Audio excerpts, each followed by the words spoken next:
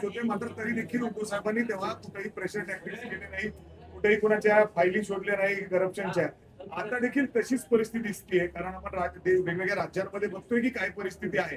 अनेक खासदार दिसत आहेत. हो, तर एक त्याच्या महत्वाचं आहे, आपण पार्श्वभूमीवर काय करताय? एक तृणमूल काँग्रेसबद्दल पाहिलं असेल, 20 खासदारांनी वेगळा गट फॉर्म करण्याचा प्रयत्न केलेला आहे. ही सगळी एहसान फरामोश लोक आहेत. जिंकले ममता दिदींच्या नावावर आणि आता लगेच सरकार बदलल्यानंतर टुपुक टुपुक उड्या मारून पळतात. एक महत्वाची गोष्ट आहे की आमची केस जवळपास आता 4-4.5 वर्ष चालू आहे. राष्ट्रवादी काँग्रेसची देखील केस तेवढीच वर्ष चालू आहे. तसं पाहायला गेलं तर संविधानामध्ये ही खूप मोठी तरतूद आहे, मोठी घटना आहे की एखाद्या पक्षाचं फुटून चोरून कोणीतरी ते नाव चोरू शकतं, निवडणूक आयोग त्यांना सिंबल देखील देऊ शकतं. ही खूप मोठी गोष्ट आहे.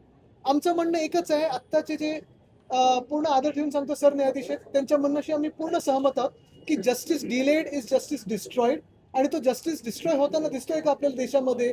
आपलं लोकशाही डिस्ट्रॉय होत दिसतंय का?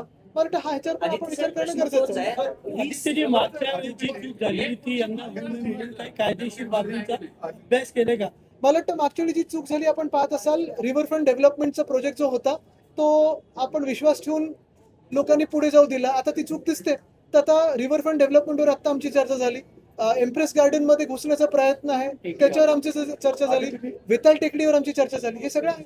आमदारांच्या संदर्भात आमदार खुशाल जावं असं मला देखील वाटतं उद्धव आपण एका साहेबांनी विषयावर म्हटलंय. जास्ती चिकटून न राहता, ऐका ना, मला तर बोलू दे.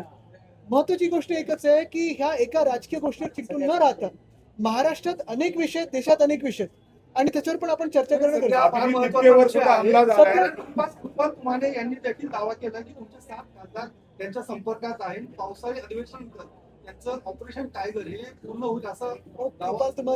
तुम्हाला सांगा, परत निवडणूक लढवून दाखवा आणि जिंकून दाखवा. मला वाटतं त्याच्यात जायचं नाही. मला ते कसे त्यावेळी पण जिंकलेत, कसा आम्ही प्रचार केला वगैरे, त्याच्यात जायचं नाही.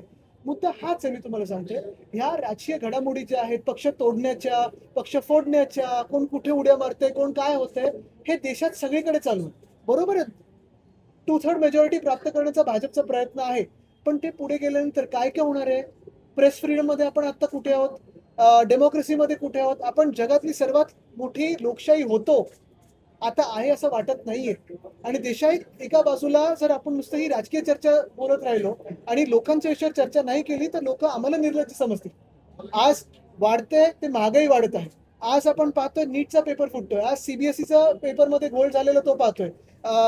महागाई सोबत गॅस, डिझेल, पेट्रोल आहे, इथेनॉलचं भूत लोकांसमोर लावलेलं आहे. आता हे करत असताना जर आम्ही नुसतं राजकीय बोलत राहिलो तर लोक बोलतील आम्ही तुम्हाला तरी मतदान टाकू.